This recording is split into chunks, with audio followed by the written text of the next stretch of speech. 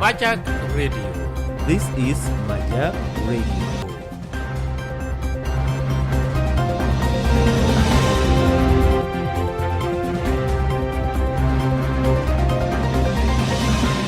MAJaC Studio. One institution continues to shape the voices behind the stories, the minds behind the headlines, and the ethics behind responsible reporting. That institution is the Media Academy for Journalism and Communication, widely known as MAJaC. Established in 2010 by the Gambia Press Union, MAJaC is a not-profit institution created to strengthen democracy through broad-based, high-quality professional training for journalists and communication specialists. Over the years, the Academy has produced award-winning journalists, editors, journalism tutors, and media development professionals, many of whom are actively shaping the Gambian media landscape today.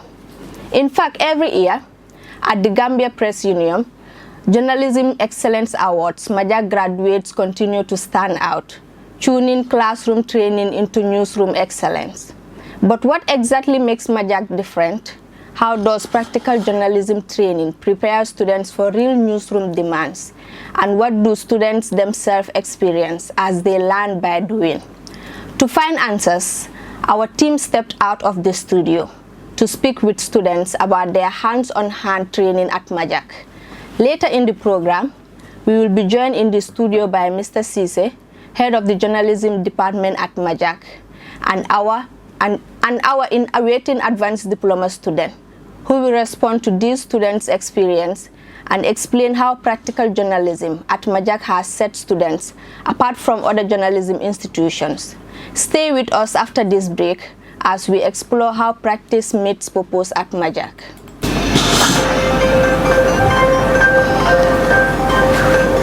You are listening to MAJaC Radio.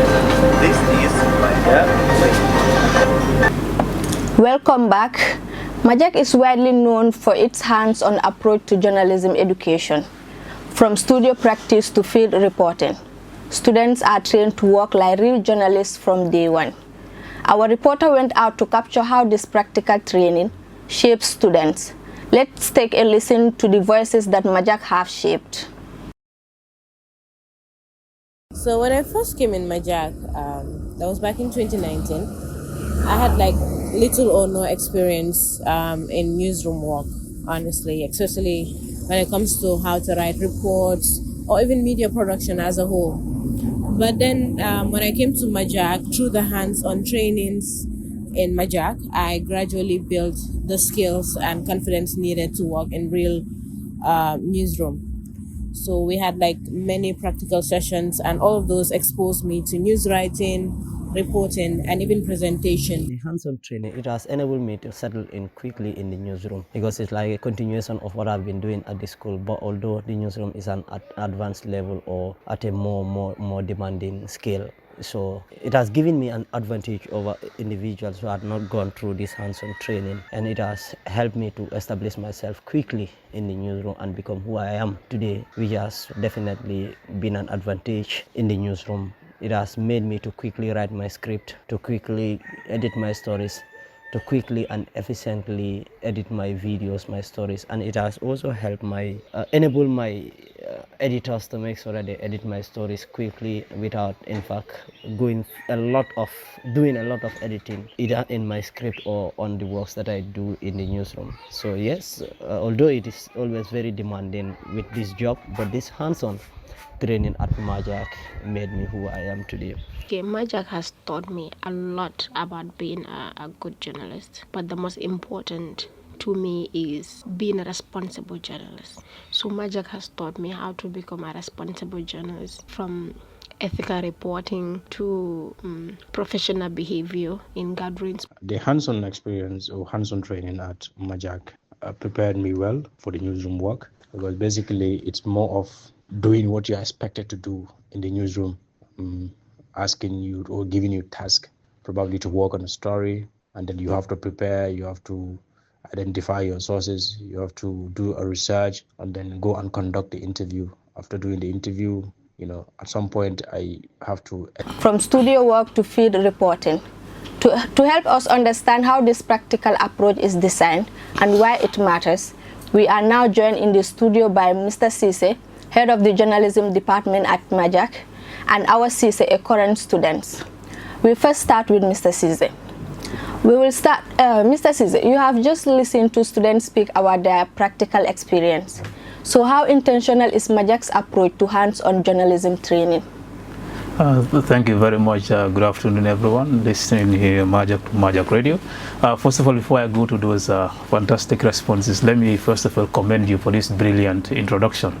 Your introduction of MAJaC is actually not only up, but it's so factual, and that's the reality on the ground. So kudos to yourself. Keep up this momentum. Thank you. You are already a professional journalist. There is nothing beyond what you are doing as far as the newsroom is concerned. Thank you. Now, coming down to the responses I've listened to, they are so enticing to listen to. So this is a deliberate approach by MAJaC. You may be doing the same thing with people, but you need to look in for what makes you special. And what makes us special is we don't only talk, but we do the talking. We walk the talk. We walk the talk. How do we walk the talk? It's the skills that we teach you, the concepts in radio production, the concepts in hosting a radio talk show.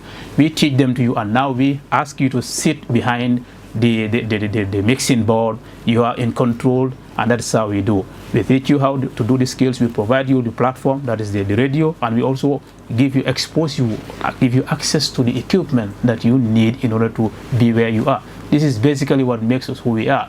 The levels that we are offering in journalism are offered, probably higher levels are offered in different places. But what makes us stand out is this practical approach. And this is deliberate. We're doing it deliberate, and we're looking forward to enhancing more of this to make us a world-class, not only a national, but a world-class journalism training provider in the Gambia. Okay, Mr. Cisse, you had in the Vox Pop, students mention learning by doing, from studio work to field assignments. So why is this practical method important in training journalists today? Yes, so journalism is much about practical. Of course, theory matters somehow because you need to learn about certain concepts. But be the person who has known the most concepts about journalism, but once you are not able to put it into practical, you are not a complete journalist. I've listened to one of them. One of them said, from little known to an experienced journalist. This speaks for itself.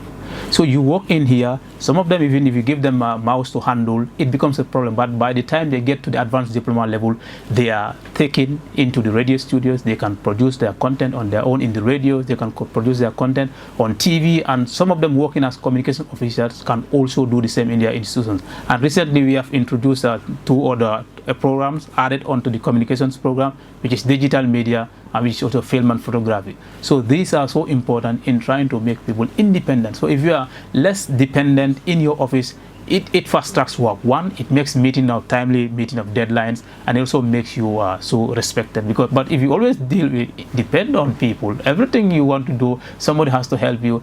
If the time comes for somebody to be redundant, you are the first. Yeah, so you said it prepares students to be ready for the newsroom, to be in the newsroom. So how does this help students in the real newsroom pressures and their expectations? Good. So when you were walking in, I deliberately told you that you are in charge. Yes. So that pressure alone, So this is before you get to the real life situation. We've put you into the pressure already, because sitting behind the mixing board and posting questions to somebody you feared in the classroom is actually putting you to reality in life. And this is the reality in life. People in the newsroom are very impatient, not because they want to be impatient, because they have little time. Not only in the newsroom, in the production fraternity itself, because people are working against time. They're working towards meeting a deadline, so their patience level are usually very low. So if we put you under this pressure that you produce your own work within a limited time, once you are able to do that, if you get into the real work life, it becomes easier for you because there is nothing different. But if we only teach you, okay, when you go to the radio studio, this is the microphone, that is that, we are not asking you to demonstrate. Once you get in there and you are put in this pressure, because the pressure alone might get you panic and you will not be able to do. We have seen people broke down in the middle of broadcast because they have not been used to it. But there is nowhere, even if you are taken to CNN, you cannot, nobody at CNN is doing other than what you are doing. It might be in a different style, but it's all about sitting, be in charge of your program and delivering your program in the way it matters most. That is basically what you are doing. If you look into our students, I take reference of Mr. Mbai, who is a member of this class. He has been shortlisted as part of one of the awards in the National Journalism Awards. I won the human rights category in 2021. I came from MAJaC, and today from little known now to the head of journalism. This is basically, it speaks volume of MAJaC. It speaks to the reality on the ground. This is not propaganda, but it is the reality. We expose you to practical, and we make sure you do the practical. Weeks ago, your trainer, Mr. Sam Mendy, who is also the managing director, used to be in front of you showing you, but today his hands are folded and he's looking at it. That shows that MAJaC is doing the right thing. And we want everybody to come to MAJaC. Yeah, sure. So this is my final and last question to you before we turn to our guest, So what message would you give to young people considering MAJaC as a place to study journalism? Yes, so I will encourage a lot of them to suspend journalism a little bit and let them focus on communication. Let them enroll in the communication, let them enroll in the digital media, or let them enroll in the film and photography. So for me, I think we've trained a lot of people in the journalism fraternity. So if you are in the if you are a communicator, a good communicator, you can still have some skills of a journalist. If you are into the film and photography, which I think is the most profitable one for someone to be trained on, you don't need to be employed. You can have your laptop, be your own content creator, and you will be paid for it more than a journalist is paid, more than a communication officer is paid. If you're also in the digital media sector, you can also be an independent content producer and you will still be paid. So the same word, I think I put it out to everybody here. First, you need to have a passion. Let them have a passion, and they need to acquire the relevant education. So the relevant education is offered at so many places, but the way MAJaC offers it is none or second to none anywhere. Let them come to MAJaC, pick up the form, enroll, and start from little known to a multi-skilled professional. Thank you for coming, Mr. Cisse. I know we all heard what you said, including myself, so we really take note. Thank you. It's a pleasure. So now to Awa. Awa is someone who has been here for over 2 years and now an upper class student. MAJaC is widely known for its high quality in offering journalism skills to its students. So you are not an exception to this kind. Tell us how MAJaC has shaped and exposed you into a practical-oriented journalist. Good afternoon, and thank you very much, Mariama, for having me. Like you introduced, I am MAJaC, an awaiting advanced diploma student of MAJaC. And coming to your question, I think MAJaC has really made me realize what is in the real field of journalism. From the equipment that we are exposed to the assignments that are given to us in class. We have the radio studio, we have the TV studio, we have computer labs, and then we get to interact with these materials almost every day. And this is preparing us for what lies ahead, because these are the things we are going to deal with when we go out there. So MAJaC really made me realize that this is what we're going to find. So we have to prepare ahead of it. And also the constant assignments that we are given, we always talk about it. MAJaC gives assignments, MAJaC gives assignments. And these assignments, I believe, is training me to work under pressure, because deadlines are given for each assignment. And then because time doesn't wait for us, news doesn't wait for us, so we have to work according to time. So I believe those deadlines that are given to us are really preparing us for the real field of journalism. Yeah, we know how demanding it can be studying at MAJaC and being exposed to pure journalism assignments. So how do you navigate the part of tackling tight assignment deadlines, just as you mentioned? Yes. Yeah, it's never easy meeting deadlines for myself, for the fact that I have other engagements as well.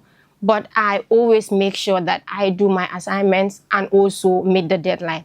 Because, like I said, these assignments, sometimes I don't see them as a burden on me. I see these assignments as a ladder that we must climb on to get to where we want to.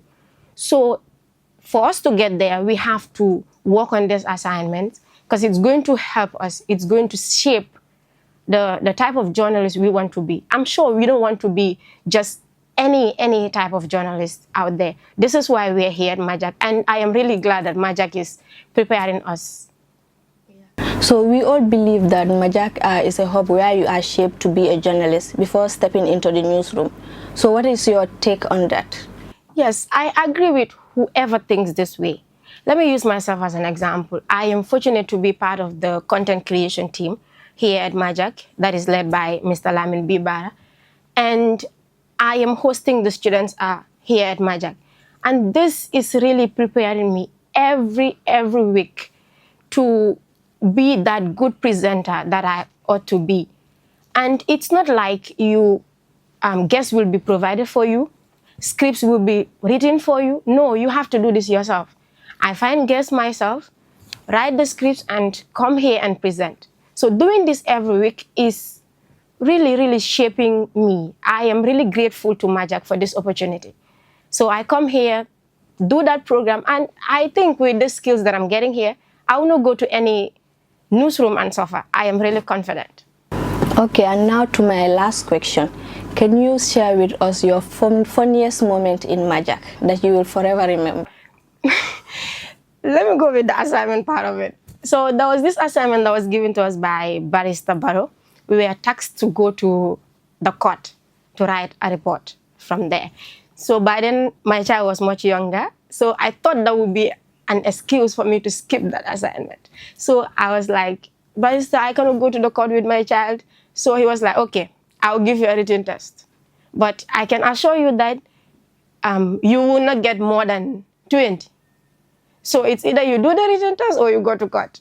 So I had to decide that I would go to court. So he told me I will give you like an extra time for you to go to the court and do your assignment. So that was, I thought I could escape, but I still could not escape the assignment. So they are also very considerate, that is the trainers. So I was given the opportunity to still go to the court. If I just stayed at home, maybe I would have never known how we get stories from the court. So yeah, I think that was a funny moment that I will not forget here in MAJaC. Thank you. We move to Mr. Cisse. Oh, Mr. Cisse, the students have questions for you, the ones listening. Someone said MAJaC is known for its standards. What plans do you have as the head of journalism to maintain this?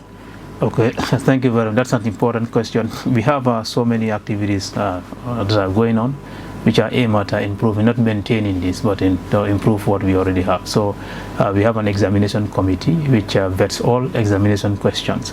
So trainers will set questions and they will send it to the examination committee. So the committee will prevail over these questions, look into the questions, and align with check whether they have aligned with the objectives of the training course. And if there are improvements needed, we get back to the trainers to make that improvement, and they do make those adjustments before the exams are tasked. That is one. So another is we also have exams are already also invigilated. Students are not let to be anyhow in the classroom. You will fully remember, and even my name is synonymous of strict, they will tell you, Mr. Cisse is not friendly. So when it comes to this, is about all of us. When it comes to when it is time for us to work or to implement our policies, we don't distinct anyone. We don't know who is the person. We make sure everybody is equal. And the third thing I want to share is it starts at the basis. We have people, a lot of the time we have people applied here and they will not be successful. Not because we don't want them to be but because they have not met the requirement. So we cannot bend our rules because somebody just want to be here. However, we have created another opportunity, an alternative way of letting them in, which is called the access. When you started, there was no access program, but now we have access. I mean, you used to have only certificate, and now we have a foundation. So if you are not qualified to get into through the certificate, we probably give you a chance. We give you a chance to start with the foundation. If you are not also qualified for the foundation, which is three credits, one pass, 3 credits and a pass in English, we still give you an opportunity to say, okay, you can start with the access program. You start with access. All this is meant towards improving the quality, not just to maintain, but to improve the quality. The TV studio is here. The radio studio is here. We have also equipment like camera, digital camera. We have recordings. We have Apple labs, Apple desktops that we have here, and a lot more equipment and then facilities that are meant to improving your challenge. And we also have created recently opportunity for students with talent who are not working but wants to explore their talent in the field of broadcast, and in the field of print also. They are giving opportunity them. So I'm glad our has mentioned that she is not working in any of the platforms right now, as far as I know, but she's still utilizing her skills. She's still building herself, to be a broadcast journalist. So those shows that she's hosted would one day become very useful to her. She can use them or present them anywhere as proof of her work, and nobody can challenge that. So these are some of the ways that we are trying to improve the quality, not just to maintain it. Yes. Okay. All right. Thank you. Someone sent another question to Awa. Awa, you are the Information and Communications Minister of MAJaC SU. So how are these skills you obtain in your classes helping you? Thank you very much for that question. Okay, as the Information and Communications Minister of the Students' Union, I make sure that communication, when I'm communicating to students, that it's clear. So the knowledge that I've gained from MAJaC and I am still getting from MAJaC is enabling me write information that is clear and also engaging.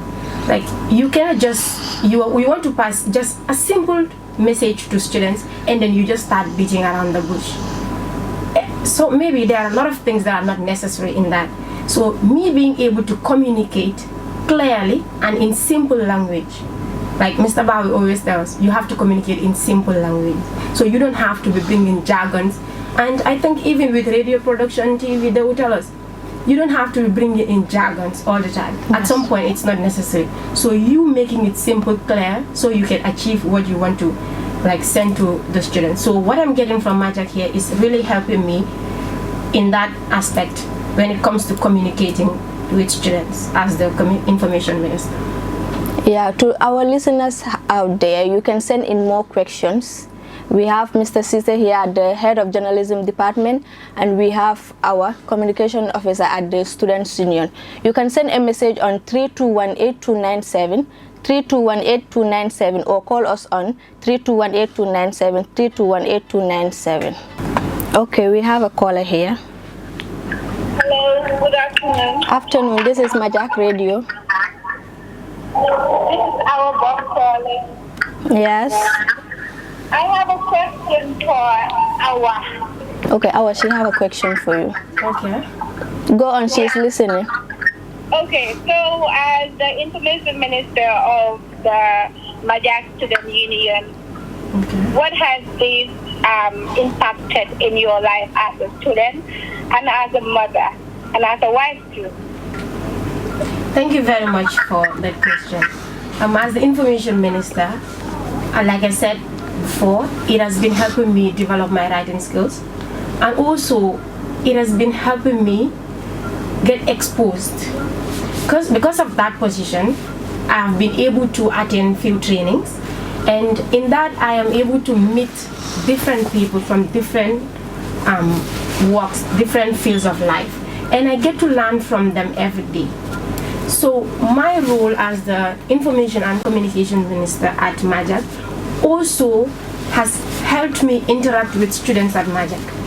Before, I just come to school, and once I'm done with classes, I rush home because I have a child at home. But now, I get to interact with a lot of students. Sometimes I meet with others, they call me and then I greet them. Some of them, I don't even know them. But I believe it's because of my role as the Information Minister. They're seeing me sending dispatches. Also, maybe at occasions, I'll be there as the MC. And there is this girl that also reached out to me when we did that morning jogging. And she was like, I've always wanted to talk to you. Like, I like you, I admire you. I really like, and that meant a lot to me. Before, when I was not the Information Minister, nobody said that to me. So I believe it's because of how much exposed I've been because of my role here at MAJaC. So I am really grateful for this position, and it's really helping me so much. All right, Bob, I hope your questions is answered. I am afraid we will have to stop here because time is not on our side. And thank you so much for coming, and Mr. Cisse. We really appreciate it. Welcome. Dear listeners, from the voices of students to the insight of the head of department and our colleague Awa Jete, one thing is clear: Practical journalism lies at the heart of training at MAJaC. By learning in the studio, in the field, and under real newsroom conditions, students are prepared not just to graduate, but to practice journalism professionally. We wish to continue discussing this important topic, but time is not allowing us, as we said. So on behalf of our Group 2, our reporters, producer, editor, and field team, we thank our guest, Mr. Cisse, and our for coming, and the students who shared their experience. Until we come here next time,